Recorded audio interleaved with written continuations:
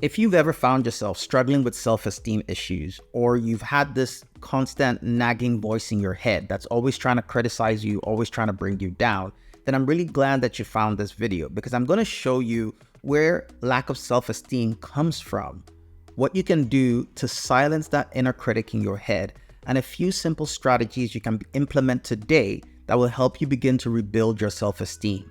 My name is Ayo Olatoye. My brother and I built a dating app for Africans called Trueflutter that has now grown to become the largest African-owned dating app on the continent.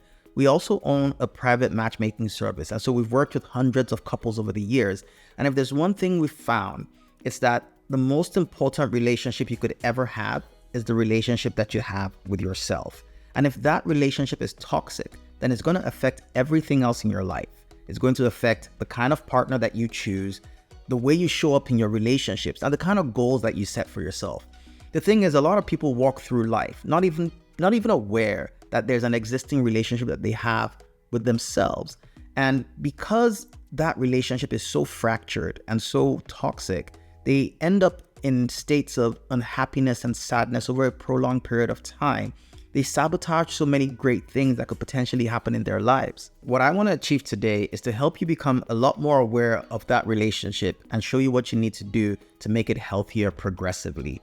One mistake a lot of people make is they think self-esteem is binary. They think it's either you have self-esteem or you don't have self-esteem. But actually, it's a continuum. It's really, how much self-esteem do you have? And just in case you're thinking, this is going to be one of those videos where I ask you to stand in front of a mirror and repeat, "You love yourself" 1 million times, I can guarantee you that it's not. This is going to be a video that is grounded in neuroscience and behavioral psychology that will give you highly tactical tools that you can use to improve the relationship that you have with yourself. And I know this system works because it worked on me. Many years ago, I used to work for a bank and I worked in the sales department. And there was a time that my colleague and I were going to visit a client. This was a client that I had worked really hard to close. And he'd finally said, "Okay, bring the account opening forms, let's sign and get things started."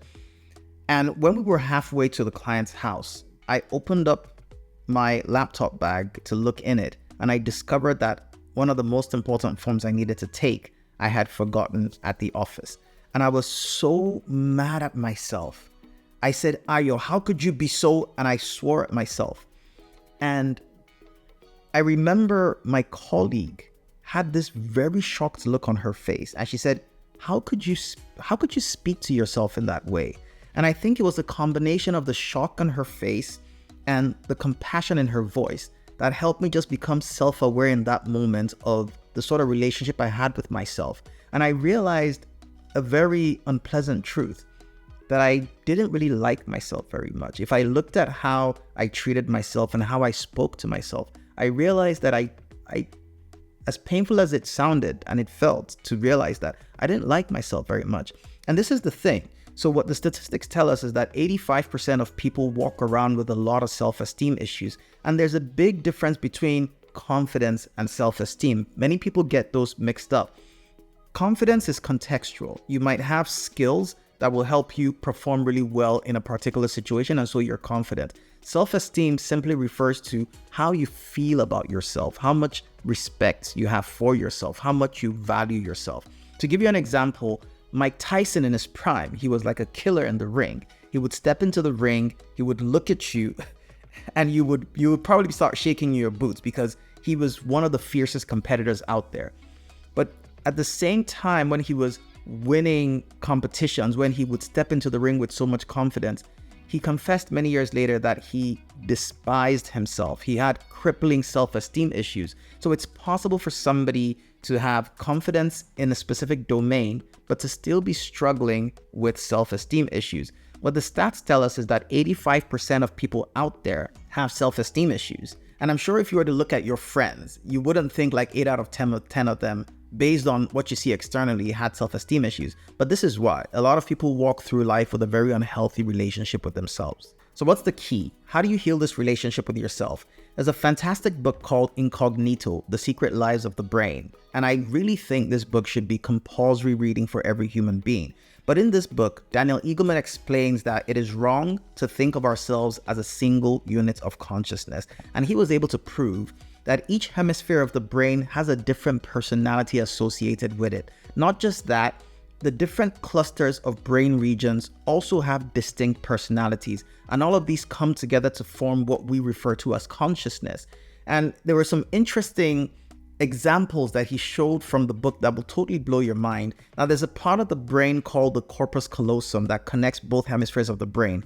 And people who experience severe epilepsy back in the day, they would cut that corpus callosum. And so basically, the bridge that connects both hemispheres of the brain would be divided. And they would find these very strange behaviors happen. So somebody, for example, who felt like he needed to go to work, but half of him didn't want to go to work. One hand would be buttoning up the button of his shirt to go to work, and the other hand will be trying to loosen up the button so that he stays at home. There's another example that of a man who was having an argument with his partner, and one hand was trying to strangle her in a fit of rage. The other hand was trying to force that other hand away. Again, this is a very dramatic illustration of the point that I'm trying to make. But what I'm trying to explain is that there are different parts of you inside you that want different things. And the big takeaway here is if you begin to think about the observer, the other you on the inside of you, and you understand that every time you swear at yourself or you say negative things about yourself, you are hurting somebody on the inside of you. You can't just think, I'm not hurting anybody else. I'm just talking to myself about myself. But you're hurting somebody on the inside of you. And every time you behave in a way that is not consistent with how you believe you should act, the person on the inside of you is also losing respect for you. And the primary way you begin to win back this relationship and to heal the relationship you have with yourself is by recognizing and understanding that on the inside of you lies a version of your consciousness that needs to be loved and that needs to respect you, whose respect you need to earn. This is why you can't just stand in front of a mirror and say 100 times, I love myself, because the person on the inside of you has been treated a particular way all this while. The person on the inside of you has observed your behavior that may have been inconsistent with how you say you want to show up in the world. You cannot fool yourself. Psychologists have told us how our self-esteem is built over time.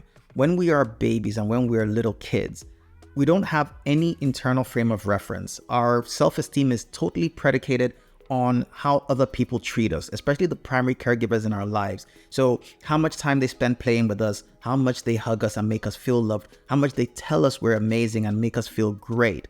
Then when we get to the age of about 8 or 10 or 12, we begin to draw our sense of self-esteem from how people treat us and how we find ourselves in the social hierarchy. So you might be a 10-year-old in school and you notice that some other girl in class gets all the compliments, but nobody ever tells you you're pretty. Or you may notice that your friends get to travel for summer vacations and you guys don't. They live in a nice big house and you guys don't, or vice versa. But again, we begin to find our place in society and tie our self-esteem to that based on how we compare ourselves to others. And then when we're around the age of about 14 to 18, we begin to have a stronger internal frame of reference.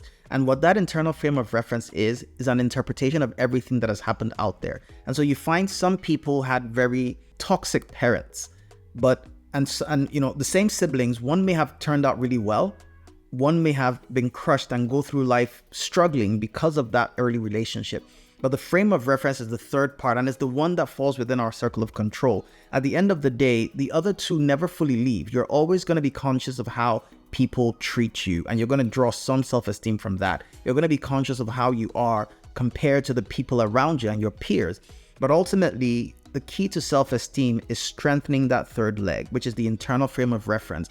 And that's by choosing how you interpret the things that are going on around you. Okay, so now we understand that. Let's come to the practical part of this video. How can you begin to rebuild your self-esteem today? When I discovered many years ago that I had this very unhealthy relationship with myself, the promise I made to myself in the car that day was that I would never, ever say another negative word to myself. Don't get me wrong, I hold myself to high standards. If I mess up, I tell myself honestly, hey dude, look, you messed up, you should have done this.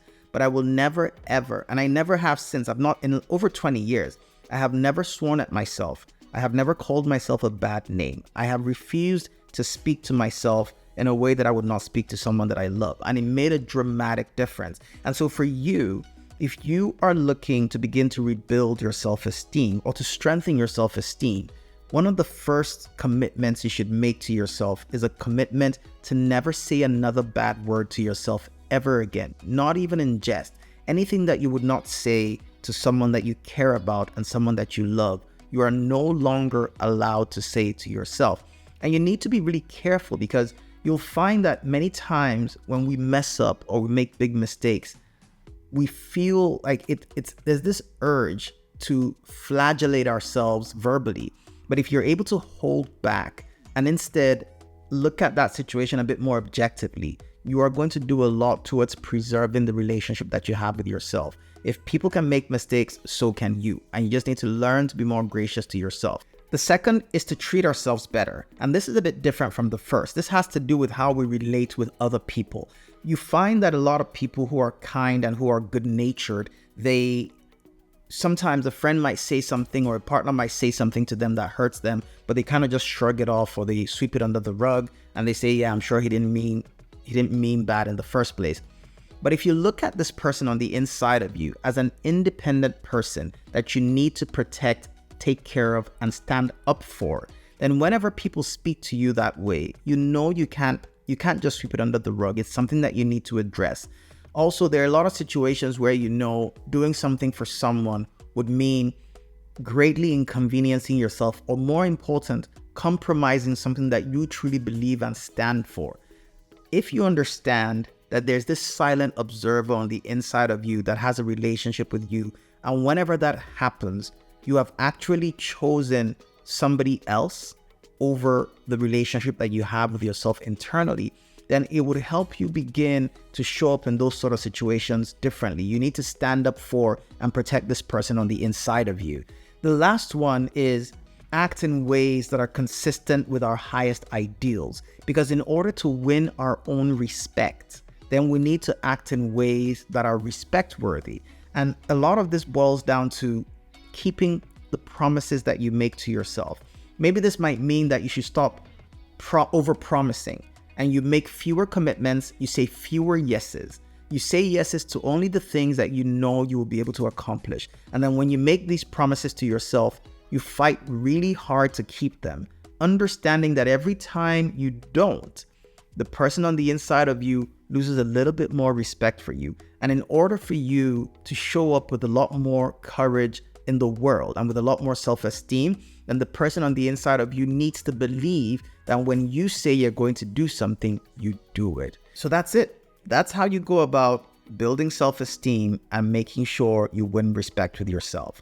Now, if you want to make sure that this is not just some video that you watched and didn't do anything about, I would love to invite you to take part in a 7-day challenge. This 7-day challenge is very simple. You don't have to sign up anywhere or do anything. It's just a simple commitment I would love for you to make today. And it's these 3 things I want you to do. First, for the next 7 days, you need to make a promise that you will never say a negative word to yourself, not even in jest. Secondly, promise to treat yourself better. That means if somebody says something or does something to hurt the observer on the inside of you, you need to stand up for that person. You don't have to fight, but you need to say, hey, look, I really don't appreciate this. I wish you wouldn't say that. Something simple like that, but don't just let it slide.